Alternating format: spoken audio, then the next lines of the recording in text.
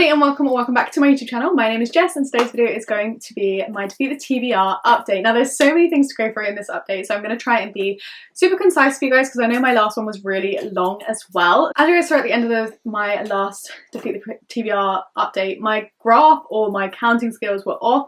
I had myself check over the video like 15 times and Luke checked like 3 times for me as well. My maths in the video was not wrong, but what my number was on my video was different to what was on my TBR spreadsheet, so I had to go back through and redo, sorry my phone's going off, recount literally the whole entire of my physical TBR. So that's what I did this past month. I was trying to do a book no buy, but I did not buy some books because me and Luke went to London for the day, and if you guys have ever been to London book shopping, you know you cannot resist a good book shopping trip in London. I didn't buy all of these books in London, I have brought some throughout the month as well. I'm going to start off this video with a good old book haul. Of course we don't have a number to start on because last month's was wrong, so I'm going to just give you guys a book haul. Then I'll tell you the number that my new count was on at the beginning of the month once I purchased these books, and then we will go from there and start revealing the books that I've read this month, which I'm so excited to talk about. I did a fair amount of book shopping, and this isn't even including the manga that I brought this month. So let's run through the books that I purchased. So I've got a couple from Amazon here, also got a couple from Waterstones, and then one from The Works. So from The Works I picked up Powerless by Lauren Roberts. This cover is so pretty. I've heard amazing things about this. This is a new release. It's going to be a trilogy, I believe, fantasy romance series, and I'm just so excited. I've seen so many people speak highly of this. And from Waterstones I picked up This Vicious Grace by Emily Theed. This one I knew absolutely nothing about, but the synopsis just really caught my eye. I believe it's only a duology as well, and the second book is already out and out in paperback, so I am excited about that. But this one just caught my eye. I haven't heard anyone talk about this, but this just, the cover is pretty, but also the synopsis just got my attention. 3 weddings, 3 funerals, one more chance to save them all. This just sounded so good to me. It sounded like it was going to be a good fantasy romance. I think it's going to be a fantasy romance anyway. So yeah, it just sounded like a good fantasy romance, and I was excited about that. I made a slight error with my choices of book shopping. So I have read, if you guys can see up there, A Touch of Darkness by Scarlett St. Clair, and I thought the next book in the Hayes and Persephone series would be A Touch of Ruin by Scarlett St. Clair. So I picked up A Touch of Ruin before then researching the reading order for this series, and you are meant to read it alongside the Hades saga. So you read A Touch of Darkness, then A Game of Fate, then A Touch of Ruin. So I then went on Amazon and purchased A Game of Fate to read before I go into A Touch of Ruin because I really want to get back into this world. Also from Amazon I ended up picking up another Scarlett St. Clair book, and that is King of Battle and Blood. This is the Adrian and Isolde? I don't know how to say that. But this is just a duology from her, and again I believe it's fantasy romance, and I believe this one has has vampires in, and I'm so excited. And I also got The Sad Ghost Cup 2 by Liz Beddings, and this is the second book in a really cute graphic novel series that follows ghosts who suffer with anxiety, depression and mental health, and it's such a great portrayal of mental health in my opinion in such an approachable and easily digestible way.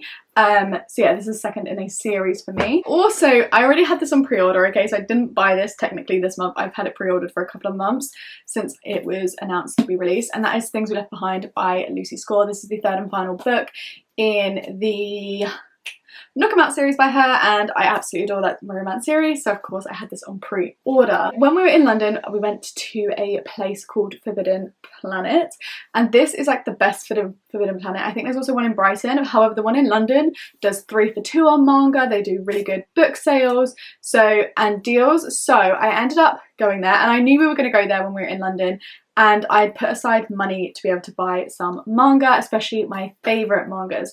So you can probably see behind me I've got like a little manga shelf starting to develop. It's by no means full and probably won't be full for a long time, but I'm thinking this is going to be my manga shelf. So from Forbidden Planet I picked up the first 3 volumes of Tokyo Ghoul. And honestly the main reason I went there was to pick up the Jujutsu Kaisen manga. I am aware you can read the Jujutsu Kaisen manga online for free, technically, maybe through some illegal means, I don't know. My nephew is all up to date with JJK, and he's also up to date with the new season that came out. I love the anime of this, and I've watched the first season a couple of times now. I do need to watch the second season. I ended up, from Forbidden Planet actually, I picked up 6 volumes. So I picked up 1, 3, 4, 5, 6 and 7 because I didn't have volume 2 in stock, and I am going to be purchasing volume 2, so then I can just read this all whenever, but I don't want to start this now until I have volume 2. But when me and Luke were in Waterstones, he actually pointed out that there is a volume 0 on this, which I believe is going to give us some background of the characters that we see in JJK in the anime and obviously throughout the manga as well. So that's really exciting. So that was all of the manga volumes that I ended up picking up, and I'm so happy with them, and I'm so excited to read those manga. I also ended up picking up Divine Rivals by Rebecca Ross. This is like blown up recently on BookTube, on, I think it's also blown up on TikTok possibly. I will be saying that I am going to be going on an official book buying ban now, and there will be consequences for breaking the book buying ban. Now, the only exceptions is new releases that I'm really interested in, or book series continuations.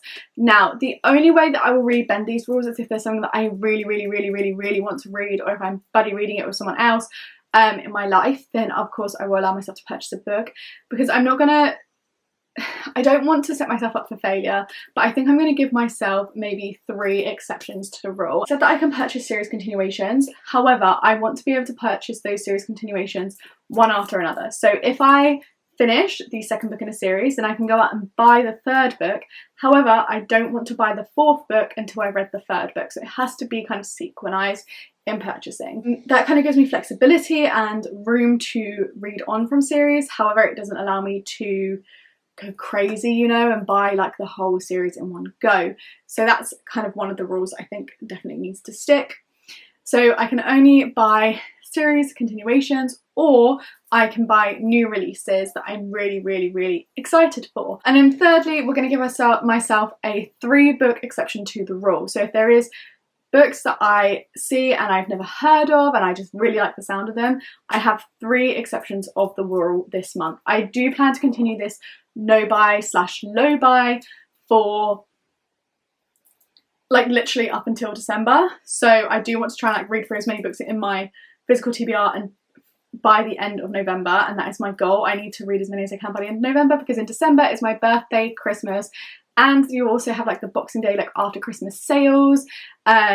So that is why I've decided to do this now, and I'm going to try and be really strict to myself. And do you know what? I actually think I'm going to have 3 exception books. Now these 3 exception books are going to go across the month of October and November. So I can only buy 3 exception books over October and November joint, which therefore means I'm going to have to be a lot more selective about the books that I'm picking up, and I think that's going to be a really good thing for me. I forgot to say, guys, I also hauled The Bodyguard by Catherine Center also this month, which is, it was a Kindle Unlimited book. Last month I pulled from my punishment jar, which basically has all the books that I put off reading and a couple of prompts in. I do plan to add some more prompts to this in the future, because I've noticed that this didn't really work well for me with like the strict books. I think I might have said something silly like I'm going to unhaul if I don't read them. Not happening. I know it's not going to happen, because I do want to read these books eventually. So the forfeit jar pulled us a prompt out, and that was to start a series. Now, the Atlas 6 by Olivia Blake, I was going to say was going to be my series, like the start of a series one. However, I'm still on page 188 and I still have no desire to pick up this book, and I'm not going to force myself to read it, because that is how I'm going to get myself into a book reading slump. So I'm just going to pick this up when I feel like I can. However, I did start a series this month, so I have technically fulfilled that prompt, and I will talk about it in a bit.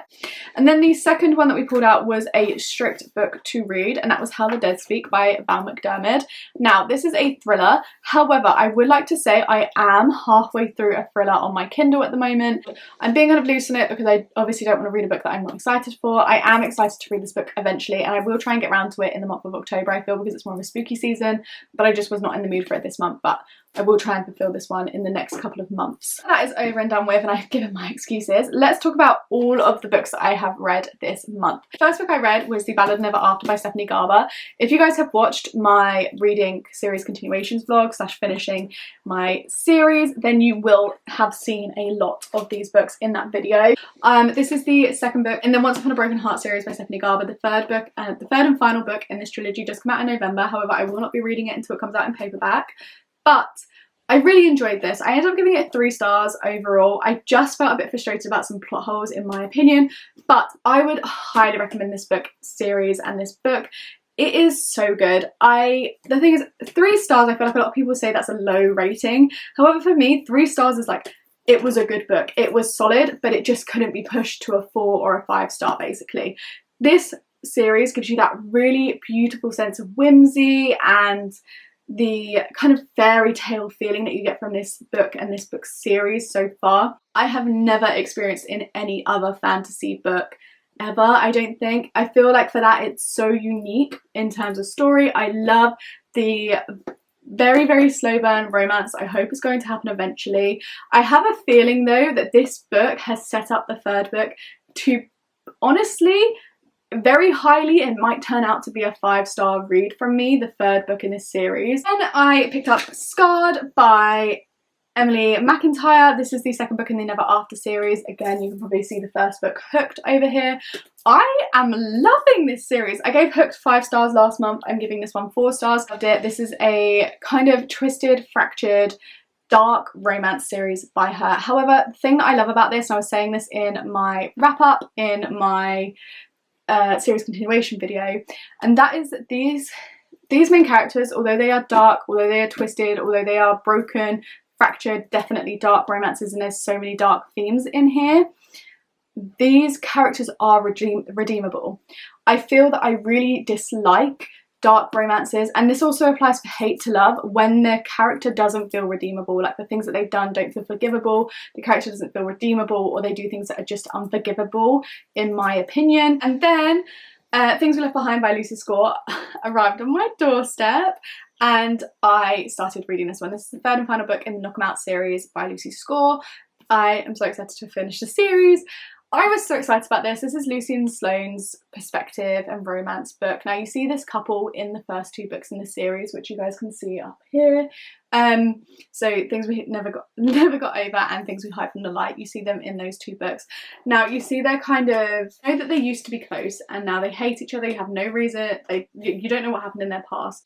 What I want to say about this book is I think I just went in with way too high expectation, and that's fine. However, I do agree with what a lot of people have been saying that have read this book, and that is that it focused so much on other characters in this world. This romance series does have so an amazing found family aspect to it, and I love reading about all these characters. And I said once I finished this book that I honestly could have had another 200 pages in here to feel fully into Sloane and Lucian's romance. I feel like everyone was so excited for Sloane and Lucian's romance to find out about their history. Then I read The Sad Ghost Club by Liz Mendings, and I really loved it.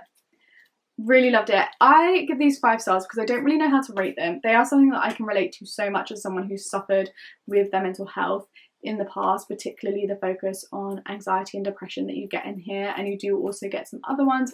What I will say I love about Liz Mendings is that she has some resources that you can go to and read more about these things in a way that they impact people, and I think it's so great. I think this series has so much potential, so much hold, and it's such a non-threatening way to be related to, and also, if not related to kind of educate yourself in a way that people feel when they're going through these situations in life. And I just think it holds so solid and so unique in its pathway in doing that. Then I read Volume 1 of Tokyo Ghoul, and this is the book that took up the prompt to start a new series. This one, you guys will see that the counter is not going down because I have not included my manga collection that I have now as part of my Defeat the TBR. And I gave this one 4 stars. I really enjoyed this. I thought it was super entertaining. It's a different kind of style to manga that I have ever read before, as is JJK, to be honest. But yeah, I'm really excited to continue reading this, and I definitely think I will most likely continue reading this series and finish it off at some point. Oh, this book, I'm looking at it and it's making me feel emotional. I read the 8th and final book in the Throne of Glass series, and that is of course Kingdom of Ash. It took me 2 weeks to read this, not because I didn't love every moment of it, because I was trying to hold on to my characters so hard, and some ways holding on to these characters was not possible. It was a 5-star read, of course. Look at my tabs. There's so many blue tabs just evenly scattered throughout this book. The first part broke me, the middle part was a little less, however still just as traumatic, and the end was just as traumatic as well, and also amazing. And at the end I finally got to have some love moments and some happiness moments. There's so many things I have to say about this book, but I genuinely cannot voice into words how much I love and I have appreciated every single one of these books in this series. And that brings me to my first ever, I have never listed something as a 6-star phenomenal, this like out of this world series. However, I am giving the Throne of Glass series, this is my first ever 6-star series that I have ever read. And then last but not least, I did tell you guys that it is the 28th of September, so I still have Friday, Saturday, 2.5 days to finish this book, and I will definitely be finishing it today, so that's a spoiler. But that is A Game of Fate by Scarlett St. Clair. This is the first book in the Hades saga, but the second book in the like Hades Persephone kind of universe, because it does say in the reading order to read Hades saga in between your Hades and Persephone saga. Now, I think this is going to be a 3.5 stars. I really enjoyed this book and have been enjoying it. I've literally demolished it in one day. Oh, I forgot to say before that, I also read The Bodyguard by Catherine Center on my Kindle. I downloaded it and read it this month off my Kindle app. It's a romance book, but where the woman is the bodyguard, and I ended up giving this one 3 stars. It was really good. There was just some things that I didn't enjoy in the story. And that is everything for today's Defeat the TBR update. I really hope you guys enjoyed, and if you did, please leave a like and subscribe to the channel if you're new to it or like to see more videos from me, and I'll catch you guys all in my next one.